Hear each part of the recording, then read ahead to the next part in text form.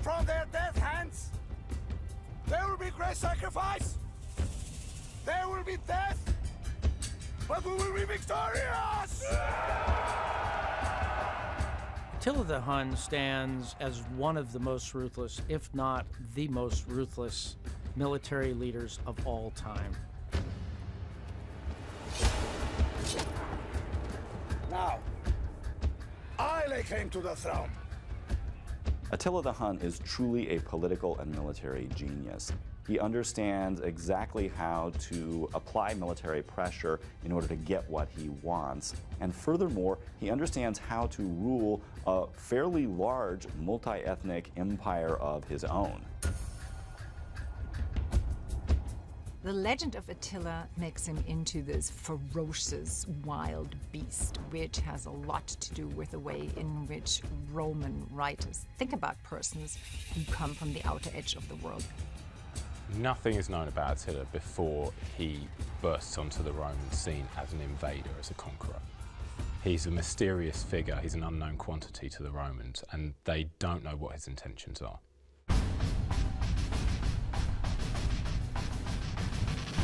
Attila's empire was huge. It stretched essentially from the territory that's today Ukraine over to the territory that's today Hungary.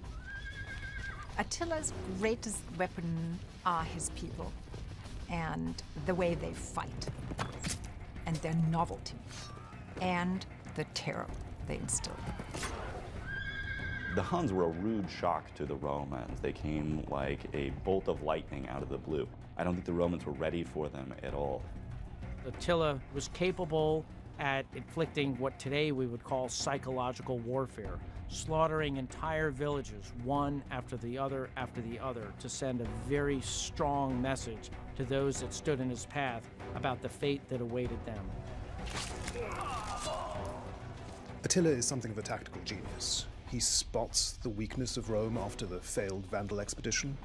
He begins to assault Roman cities, actually take territory from the empire. He had used people who were captives in order to learn Roman siege techniques and to be able to actually take Roman cities by siege, something that barbarians, particularly Huns, had never been capable of before.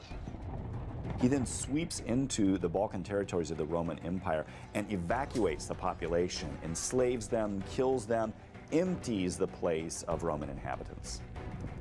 For a decade now, Attila has been building a reputation for invincibility based on straightforward and outright victories. He's built up the Hunnic war machine, he's added new subject peoples. This is the most powerful Hunnic army there has ever been.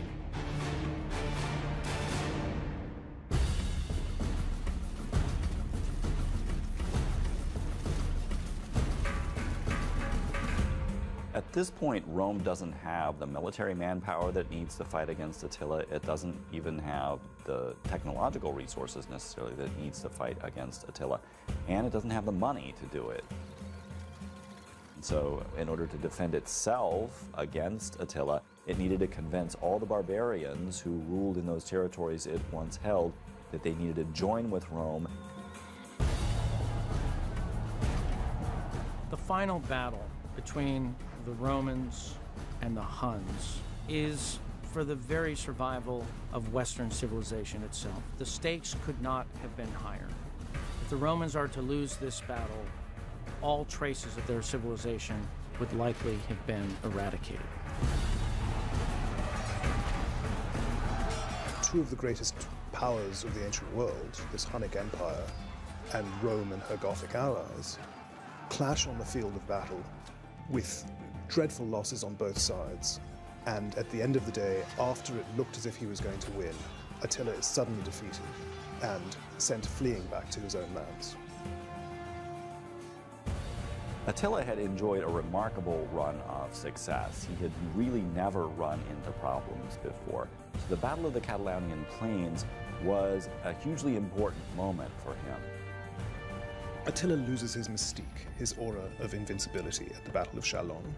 This monster of the Roman imagination has been proven a general like any other, one who can be beaten, who can be driven out of Roman territory, and it does mark the beginning of the end of Attila's rulership.